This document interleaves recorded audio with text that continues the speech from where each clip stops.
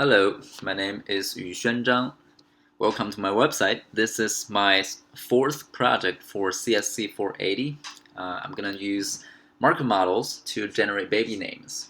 So here I'm going to give you a quick tour about this interface. So we specify how many names we want to generate. Let's say 6, and the minimum length 3, maximum length 10. Name type for girls, and then gender names. Okay, we got Dawn, Ella, Maggie, etc. And we can do it for multiple times. All right, so this is how the interface works. Let me get rid of this. Okay, now go to the code side. So how is this done?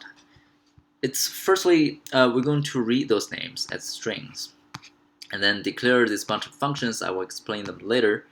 So here, I'm specifying the parameters to generate the names, such as the order of the Markov model. Let's see, 3.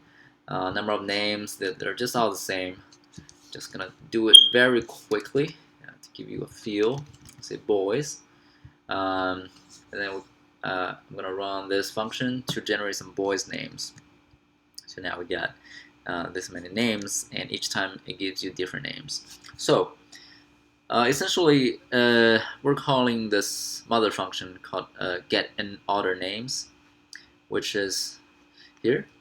It initially checks those corner cases to make sure the input is correct, such as the order should be larger than 1, and the order should be smaller than the minimum length, etc. And then it's going to convert those names into strings, but with this underscores at the beginning and the end of the name. And then before we get to the probability of the letters, we're going to get the occurrence of the letters, which is fulfilled by this getOccurrence function that's at the very top. So we're going to have this empty dictionary, which is going to be a nested dictionary. And then we're going to loop through the names. For each name, we're going to loop through the letters.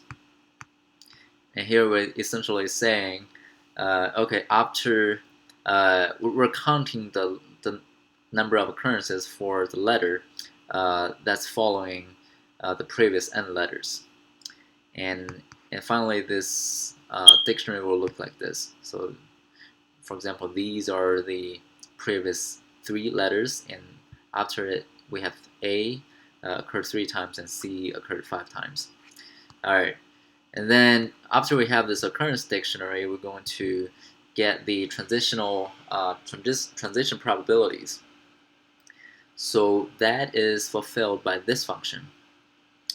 Essentially, it's fulfilled. It's done through a dictionary too, and we're basically converting the occurrences of the letters into probabilities. Like here, we're dividing the occurrence of a certain letter by the total occurrences of all the letters that's following the previous n letters. And then once we have that, we're going to start generating names.